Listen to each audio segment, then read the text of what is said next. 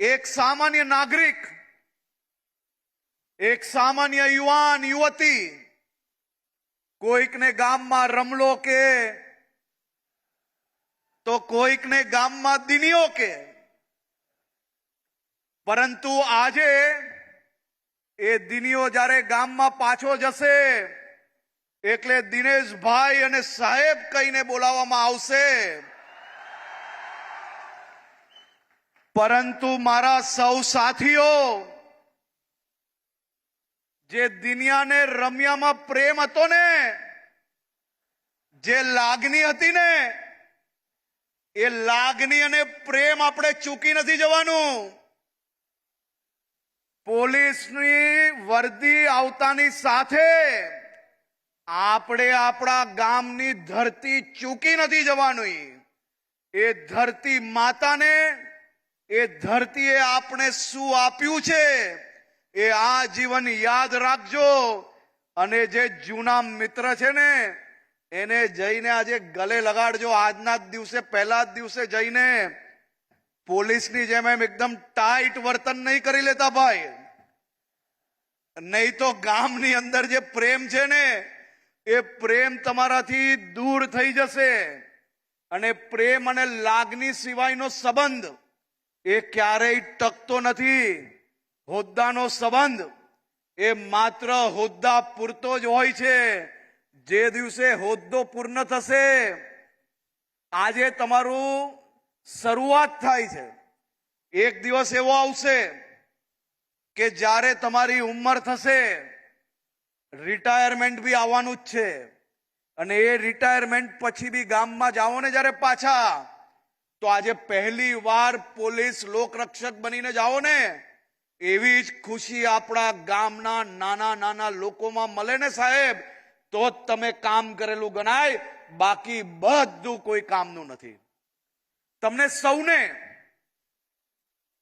કુદરતે ગુજરાત પોલીસનો ભાગ બનાવતાની સાથે જ એક નવી શક્તિ આપી છે.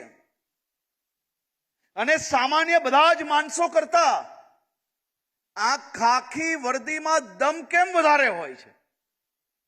કારણ કે કુદરત એ ખાખી વર્દી જોડે જોડે સમાજના દૂષણને સમાપ્ત કરવાની શક્તિ તમને લોકોને આપે છે. રાત દિવસ એક કરીને આ રાજ્યના નાગરિકો સાથે ઉભા રહેવાની શક્તિ તમને સૌને આપે છે. 18 કલાક, 24 કલાક હોય કે રાત દિવસ ભારે વરસાદમાં એક બી રાત ઊંઘ્યા વગર કામગીરી કરવાની હોય. તમે ક્યારેય 12 કલાકથી જે લોકો ઓછું નહીં ઊંઘ્યા હશે ને, એવા લોકો 1 કલાકે ઊંઘ્યા વગર આ રાજ્યના નાગરિકોની સેવા કરી શકે એવી શક્તિ ભગવાન તમને આ વર્દી જોડે જ્યારે આપતું હોય, ત્યારે આ વર્દીની રિસ્પેક્ટ, આ વર્દીની ઇજ્જત, આ વર્દીનું માન વધુ વધે તે દિશામાં આપણે સૌ લોકોએ કામગીરી કરવાની છે.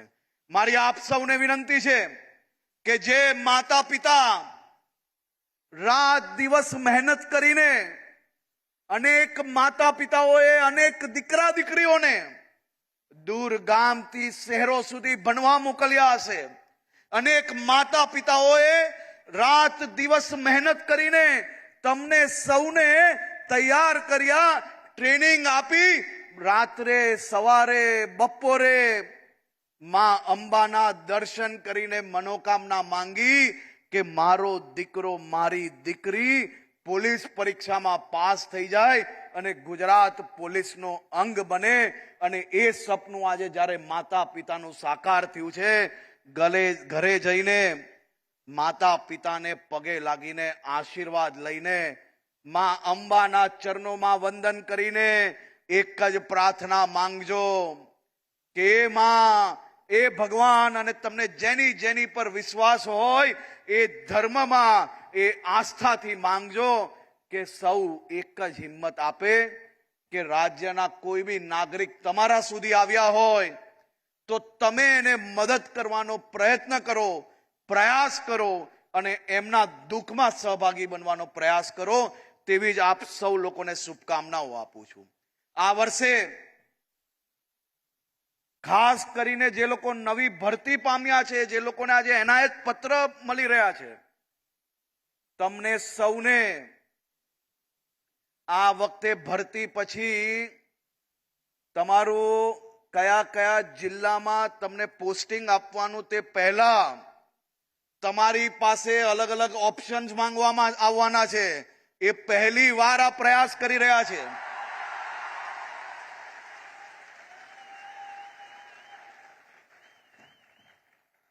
અમારો પ્રયાસ રહેશે કે તમામ લોકોને નજીકમાં નજીક જે જગ્યા પર આપી શકીએ એના અલગ અલગ નિયમો બનાવ્યા છે. નિયમો બી બધા જ લોકોને ટ્રાન્સપરન્ટ રીતે તમામ લોકોને તમામ માહિતીઓ સચોટ રીતે મળે તેવો પ્રયાસ કરી રહ્યા છે. તમને સૌને આનો લાભ મળે તેવી આપ સૌને શુભકામનાઓ. આપ સૌ લોકો ફરી એકવાર ગુજરાત પોલીસ પરિવારમાં આપ સૌ લોકોનું સ્વાગત છે. માનનીય મુખ્યમંત્રી શ્રી ભૂપેન્દ્રભાઈ પટેલનો હું આભાર માનવા માંગુ છું કે નવી ભરતીની બી પરમિશન એમને આપી અને એ ભરતીની બધી જ પ્રક્રિયાઓ ઝડપથી પૂર્ણ થાય તે માટે છેલ્લી રિવ્યુ બેઠકમાં એવું નક્કી કરવામાં આવ્યું છે કે આ બાજુ ડિસેમ્બર મહિનામાં તમને આજે એનાયત કરવામાં આવે છે અને નોકરી એનાયત કરતાની સાથે સાથે નવી ભરતીની જે દોડની પરીક્ષા છે એ જાન્યુઆરી મહિનાના અંત સુધી ચાલુ થઈ જાય, જેથી તમારી જોડે વર્ષોથી જે મિત્રો મહેનત કરે છે નાની મોટી પરીક્ષાની અંદર કંઈક ને કંઈક થોડા માર્ક્સ માટે જે રહી ગયા છે એ લોકો ઝડપથી તમારી જોડે ગુજરાત પોલીસનો અંગ બની શકે તે માટે જાન્યુઆરી મહિનાના અંતમાં દોડની પરીક્ષાની તૈયારીઓ કરતા સૌ મિત્રો વધુ ઝડપથી તૈયારીઓ ચાલુ કરી લો. ખૂબ ઝડપથી ગ્રાઉન્ડની પરીક્ષા આપની લેવામાં આવશે